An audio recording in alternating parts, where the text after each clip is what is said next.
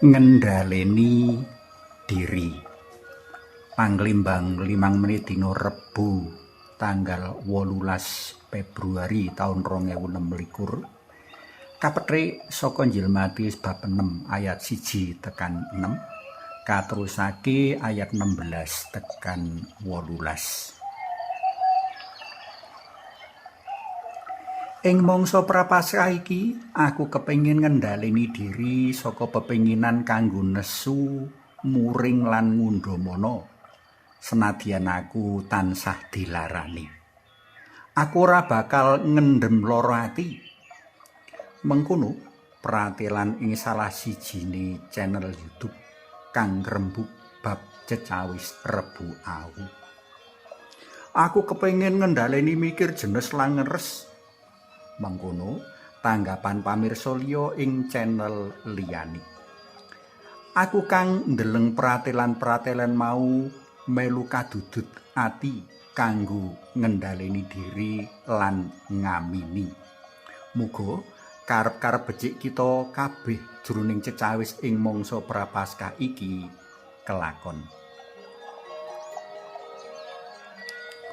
Bareng ndak limbang-limbang, salah siji makna utama mangsa prapaskah mapan ana pangendhalen diri.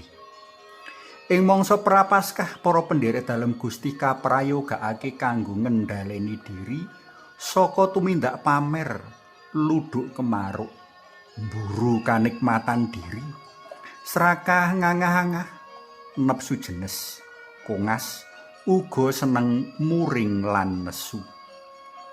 Rikala kowe padha dana weweh, aja dienggo pamer, ning tindakno kanthi sesideman.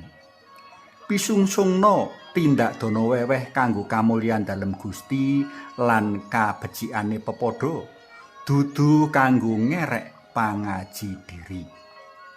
Rikala kowe padha sembayang, aja dienggo pamer, ning mlebu ing senthong atimu kang sepi lan wawang rembuka karo jengramamu kanthi jenjem.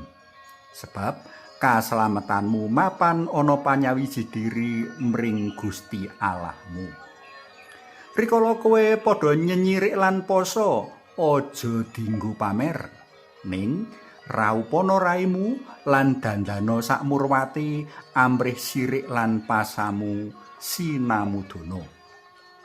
Nyenyirik lan poso mono mujudake kupiya kanggo reresik diri sarta kanggo bila rasa mring kawinatesan lan kasekenganing pepadha.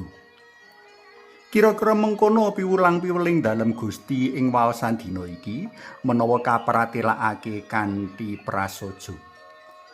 Pangendhalen diri wigati, jer kanthi pangendhalen diri sacara pribadi pendherek dalem Gusti bisa ngayati dawuh-dawuh dalem Gusti kanthi luwih permati. Gusti ora ngersakake umat dalem numpuk bondo, ananging nyelengi kabecikan kanggo kamulyaning swarga. Pangendhalen diri wigati jer sacara geguyuban para pendherek dalem Gusti kejaba bisa luwih penuh asung sumbangsih kanggo pepadha, nanging uga bisa asung berkah kabecikan marang pepadha. Pangendhalen diri ndadekake para pendherek dalem Gusti metu saka krangkeng tresna diri kanggo tresnani pepadha. Kepara kanthi pangendhalen diri minangka warga masyarakat sarta warga negara, para pendherek dalem bisa luwih becik anggone asrah dili lan leladi. Para pendherek dalem Gusti bisa luwih anggone maguyub uga bermasyarakat. Para tresna dalam kinasih ing mangsa prapaskah taun iki panjenengan kersa nyenyirik apa? Ing mangsa prapaskah iki panjenengan kagungan krentek luhur apa kanggo mangun paseduluran ing paguyuban lan masyarakat? Muga Gusti ngijabahi niat-niat becik mau. Tuku kloso ning pasar wedi, ditaleni njur digawa mulih. Sugeng ayati poso kanthi ati tulus lan suci. Amrih Gusti rena ing penggalih.